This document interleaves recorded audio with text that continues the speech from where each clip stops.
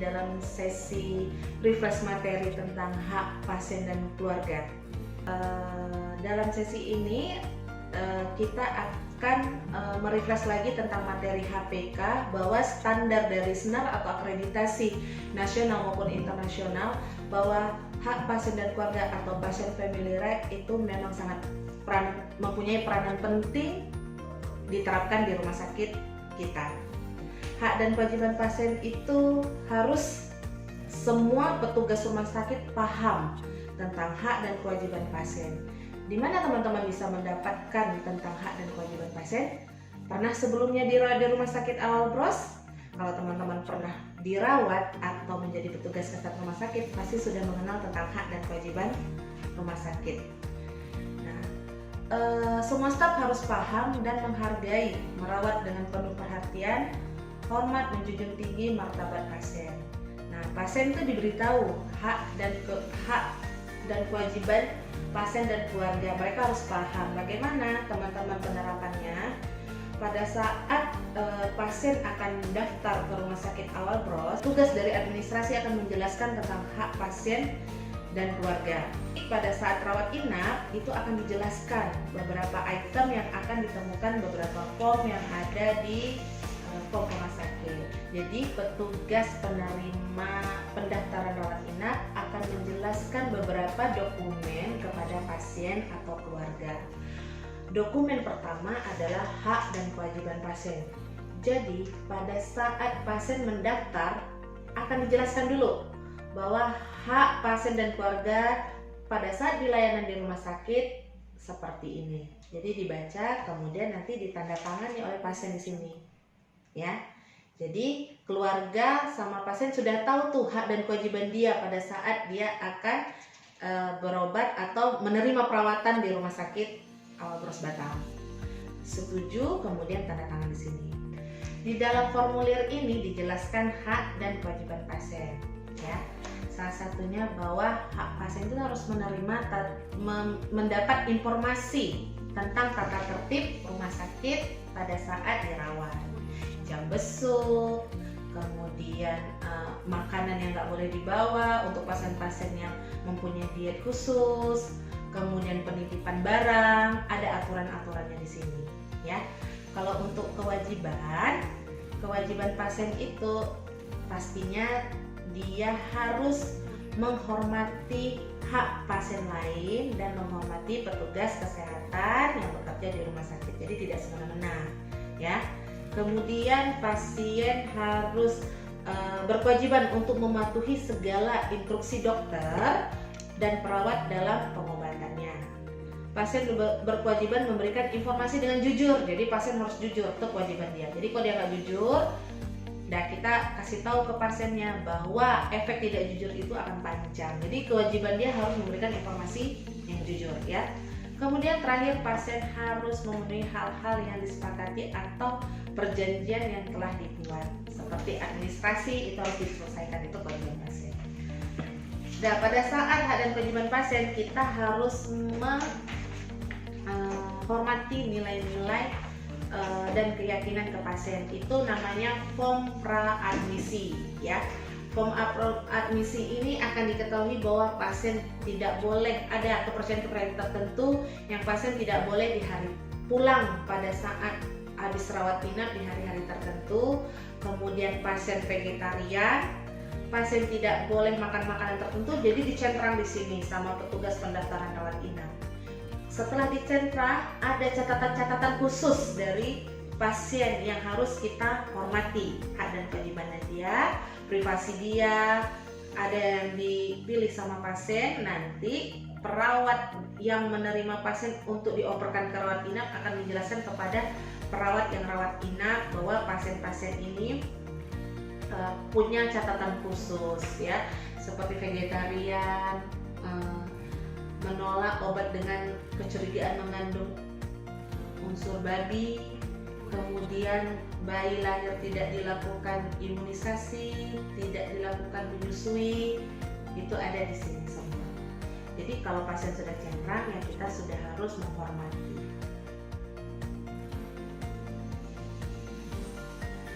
hak pasien dan keluarga juga itu terdapat pelayanan rohani. Nah, pelayanan rohani di Rumah Sakit Al-Bros Batam itu ada dua, yaitu pelayanan rohani rutin dan tidak rutin.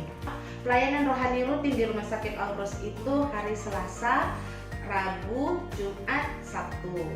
Jadi untuk hari-hari tertentu kita akan membuka pelayanan rohani, ya. Kalau yang tidak rutin itu jika pasien meminta dibuka hari yang telah kita tentukan. Contoh, pelayanan rohani yang rutin itu di hari Selasa itu untuk agama Katolik, Rabu Kristen, Jumat Islam, Sabtu Buddha, agama dan kepercayaan lain dimasukkan di agenda pelayanan rohani tidak rutin seperti Hindu, ya. Kalau untuk pelayanan rohani tidak rutin itu staf rumah sakit atau menginfokan pelayanan rohani diakses di Rumah Sakit Al-Bros melalui customer care. Jadi pelayanan rohani tidak rutin bisa diminta atau diakses melalui customer care. Pasien meminta pelayanan rohani ke perawat, kemudian perawat menghubungi customer care bahwa ada pasien meminta pelayanan rohani walaupun itu bukan hari agama tersebut. Contoh, pasien hari Jumat adalah pelayanan rohani untuk umat muslim. Kemudian hari Sabtu pasien masuk, tapi pasien ini adalah pasien terminal.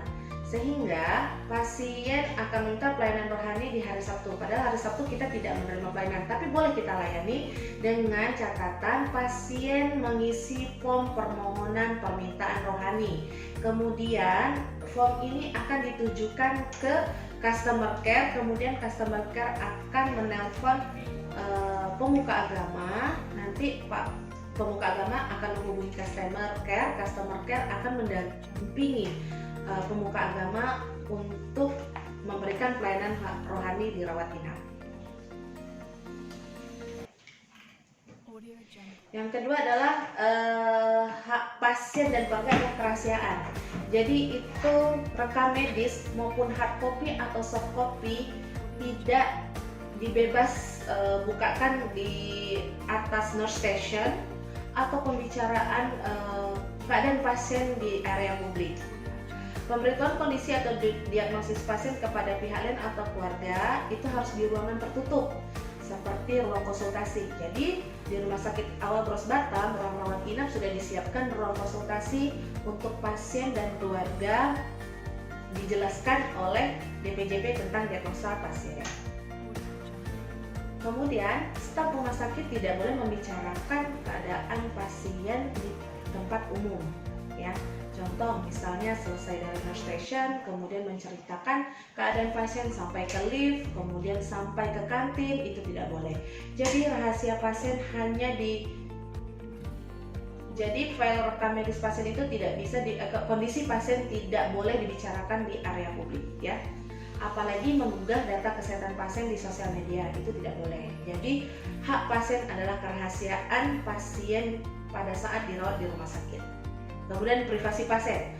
Privasi pasien itu meliputi pasien yang tidak mau dikunjungi. Misal pasien dirawat inap, kemudian saya tidak mau dikunjungi oleh si A, si B, si C, si D. Nah, pada saat pasien menyatakan itu, maka perawat menyampaikan kepada kasir rawat inap, tuliskan di sini, atau kasir rawat inap sudah diberitahukan kepada keluarga pasien bahwa pasien tidak mau dibesuk, maka ditulis di sini, sehingga perawat pengantar akan mengoperkan ke rawat inap bahwa pasien tidak bisa dibesuk oleh seseorang yang bernama A, B, C, D. Jadi itu hak pasien.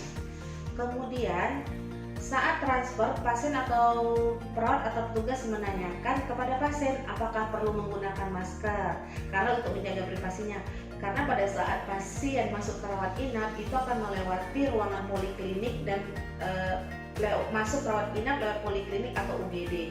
Pada saat ditransfer, pasien itu membutuhkan privasi, ya. Jadi memang melewati area-area publik umum seperti koridor dari UGD untuk naik rawat inap itu naik koridor. Dari poliklinik melewati lobi dan dilihat banyak orang. Sehingga jika pasien ingin menjaga privasinya, maka selimut dirapikan, pakai masker, baru pasien baru perawat ready untuk mobilisasi pasien ke rawat inap ya. Tidak ada kamera, video atau upload foto pasien di sosmed. Nah, kemudian hak pasien dan keluarga yaitu perlindungan terhadap harta benda pasien ya. Jadi pada saat tata tertib, pasien dan keluarga harus menjaga barang-barang yang dibawanya. Jadi ada dua prinsipnya.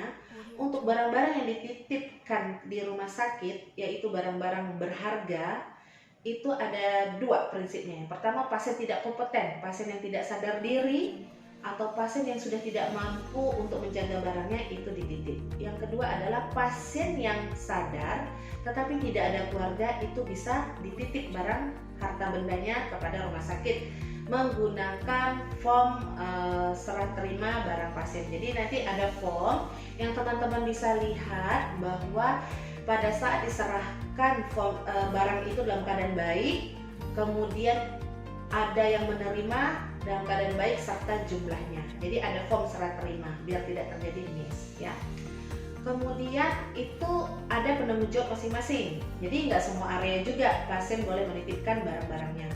Nah, untuk di UGD itu security UGD kita mempunyai locker untuk menitip barang-barang pasien seperti kecelakaan yang tidak sadarkan diri, tiba-tiba pasien datang dengan membawa handphone, jam, perhiasan. Nah, itu perawat menyerahkan kepada security, disaksikan perawat lain, kemudian dimasukkan ke dalam lemari, kemudian ditulis. Nah, pada saat keluarganya datang, maka keluarga akan menemui security dan security kita akan menyerahkan sesuai tertera kondisi dan jumlah barang yang akan diserahkan kepada keluarga. Kemudian untuk pasien rawat inap itu PGSIP, pasien rawat jalan itu customer care. Kalau untuk pasien MCU itu adalah pasien sendiri di loker ya, pasien MCU pasien sendiri di loker. Kemudian hak pasien dan keluarga itu perlindungan pasien yang berisiko tinggi. Jadi bayi dan anak kurang dari 12 tahun itu termasuk kategori perlindungan pasien berisiko tinggi. Pasien lanjut usia lebih dari 65 tahun, pasien dengan gangguan kesadaran, pasien yang memiliki kebutuhan kritis atau pasien dengan bantuan alat penunjang kehidupan, pasien penyakit menular, pasien imunokompromis, pasien cacat fisik, dan pasien gangguan jiwa.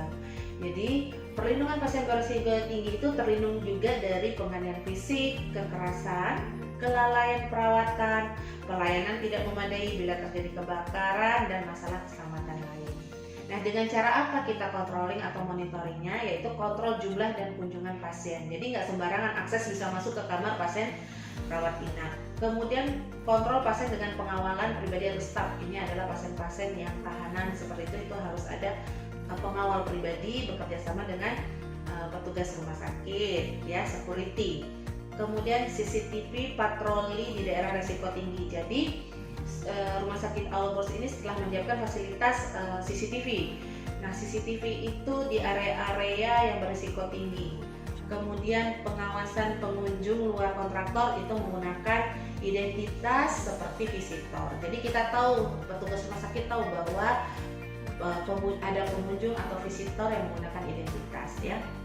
Menyidik pengunjung tidak dikenal atau yang dicurigakan. Jadi semua petugas rumah sakit wajib mengetahui, harus peduli, harus care kepada pengunjung-pengunjung rumah sakit, apalagi yang dicurigakan ya. Prosedur pencegahan penculikan bayi dan anak sudah belajar kita di K3RS kode. Nah, kemudian pengeluaran informasi medis.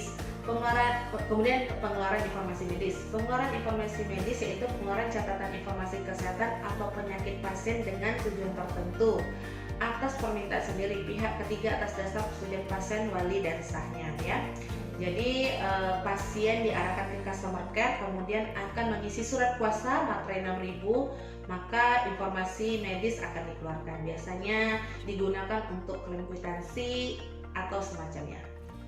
Kemudian pasien dalam keluarga berperan serta dalam proses keperawatan. Jadi membuat keputusan perawat, mengajukan pertanyaan tentang perawatan, menolak prosedur diagnostik pengobatan. Jadi ada brosur speak up yang harus dijelaskan kepada pasien. Pada saat pasien dirawat inap, maka ada form edukasi catatan integrasi yang akan dijelaskan oleh dari kasir, kemudian perawat rawat jalan, kemudian masuk ke rawat inap dijelaskan seperti ini. Jadi kita harus menjelaskan menggunakan form catatan edukasi terintegrasi. Kemudian apakah pasien merespon dengan baik seperti mengerti atau tidak mengerti. Kalau tidak mengerti, kita contoh di form edukasi ini. Jadi nanti teman-teman belajar form edukasi ini ada di materi MKE atau pendidikan edukasi pasien dan keluarga. Kemudian ada satu lagi brosur speak up.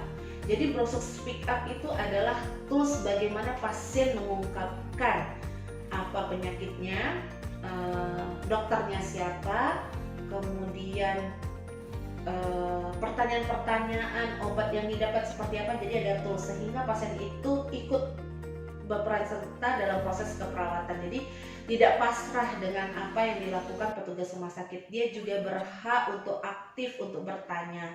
Sehingga rumah sakit menyiapkan brosur speak up itu tools untuk pasien bertanya kepada pihak rumah sakit atau dokter.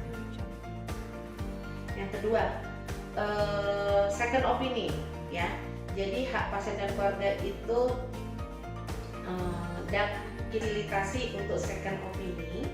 Ya, rumah sakit memfasilitasi bila pasien ingin mencari pendapat kedua. Misalnya di awal bros, penyakit saya benar nggak ini? Biasanya pasien akan mencari opini yang kedua. Itu kita fasilitasi. Apakah di rumah sakit di luar negeri atau di luar rumah sakit Obros Batam. Kalau memang mau rujuk, kita fasilitasi. Nanti perawat akan menghubungi rumah sakit yang akan dirujuk. Bekerja sama dengan keluarga mau dirujuknya ke rumah sakit mana. Misalnya keluarga tidak tahu saya mau di mana, perawat ruangan menghubungi tim ERU, tim evakuasi pasien. Jadi tim ERU itu akan mencari rumah sakit rujukan-rujukan yang ada di seluruh Indonesia atau luar negeri seperti Singapura dan Malaysia. Itu yang rutin. Jadi nanti tim ERU akan mengirim data-data pasien ini ke rumah sakit yang akan dirujuk.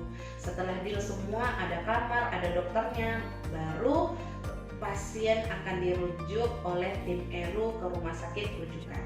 Ya, rumah sakit tidak berkewajiban mengcover akses biaya yang ditimbulkan. Jadi ya tetap pasien sendiri yang menyelesaikan administrasi. Kemudian pemberian informasi. Seluruh aspek perawatan medis dan pengobatan itu kita harus tahu.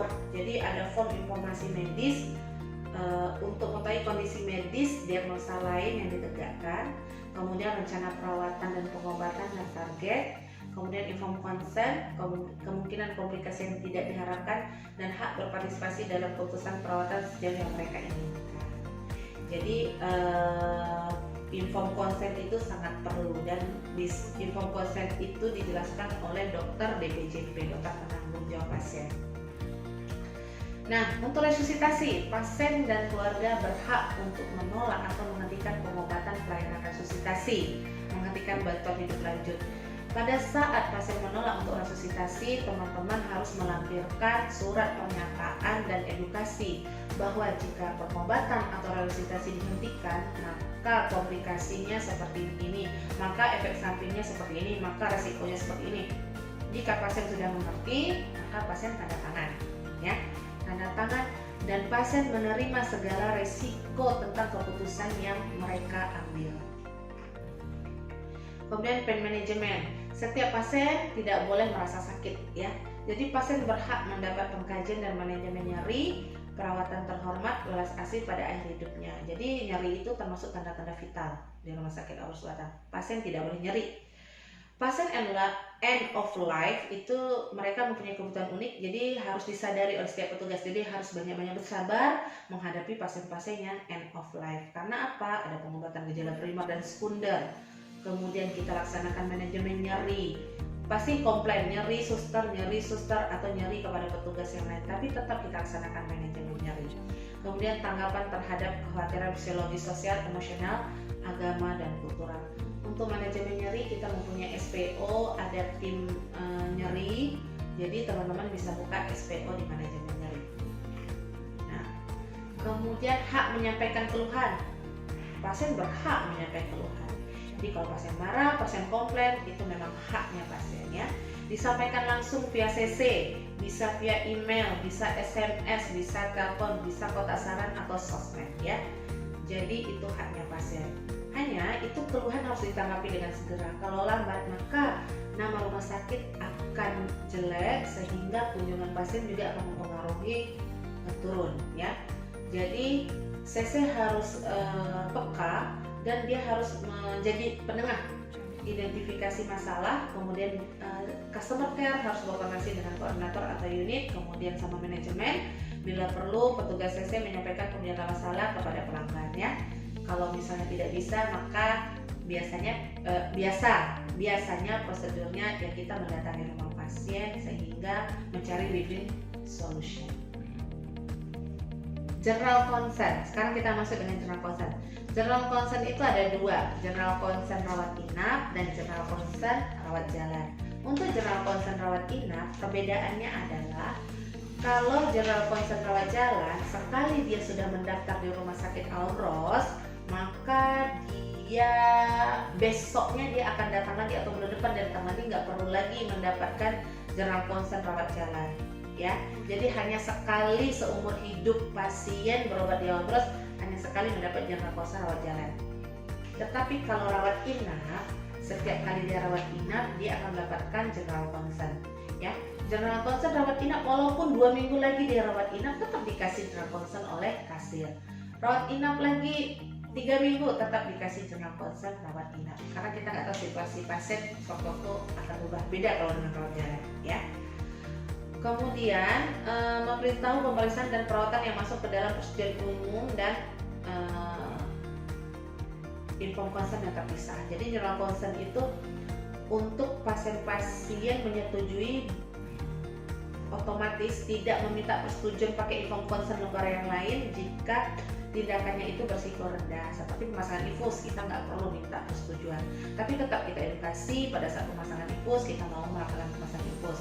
Kalau inform concern yang saya jelaskan tadi yang punya target berapa hari itu memang wajib untuk tindakan-tindakan yang punya resiko tinggi. Tapi kalau general concern ini adalah pasien menyetujui tentang tindakan-tindakan yang berisiko rendah, pemasangan infus, pemberian obat atau yang lainnya itu udah otomatis, itu udah rutinitas dan tidak perlu persetujuan pasien lagi, tapi pasien tetap diedukasi. Ya, inform concern, persetujuan pasien sendiri atau keluarga level pertama atau wali. Kompeten memberikan persetujuan yaitu menurut undang-undang bukan anak-anak dewasa telah atau pernah menikah, tidak mengalami gangguan kesadaran, mampu berkomunikasi secara wajar, tidak ada perkembangan mental dan tidak ada gangguan jiwa. Nah, saya jelaskan dulu kepada teman-teman terutama perawat atau dokter umum bahwa inform concern atau tindakan operasi pasien itu harus diedukasi, dikasih tahu dulu informasinya ya oleh DPJP, dokter operator atau dokter yang melakukan tindakan. Bila berhalangan, delegasi ke dokter lain dengan tetap bertanggung jawab atas segala informasi yang diberikan. Jadi harus diinformasikan dulu, Bapak, Ibu, Bapak akan dilakukan tindakan seperti ini, resikonya seperti ini ya. Dokter wajib memperkenalkan diri pada pasien dan keluarga bahwa ia akan melakukan tindakan operasi. Bahasa jelas, mudah dan dipahami pasien. Jadi jangan bahasa medis. Ya, jadi pada saat melakukan tindakan pastikan informasi dan edukasi sudah diberikan kepada pasien, kemudian pasien setuju baru kita lakukan tindakan. Jangan kebalik, itu kita bisa dituntut. Misalnya tindakan dulu baru informasi, itu tidak boleh. Ya, apalagi operasi pada saat penyayatan organ atau tubuh pasien, pastikan informasi dan edukasi dari DPJP diterima dengan baik oleh pasien dan pasien mengerti, baru dilakukan tindakan. Lembaran inform consent seperti ini, persetujuan tindakan kedokteran sama concernnya juga. Ya, jadi beri kesempatan kepada keluarga untuk berpikir, kemudian kalau pasien setuju, pasien menulis di form consent. Form consent khusus yang sudah dibuat di Rumah Sakit Alros, jadi pasien tidak, dokter spesialis tidak menulis lagi, itu ada beberapa yang sudah disiapkan sehingga pasien baca.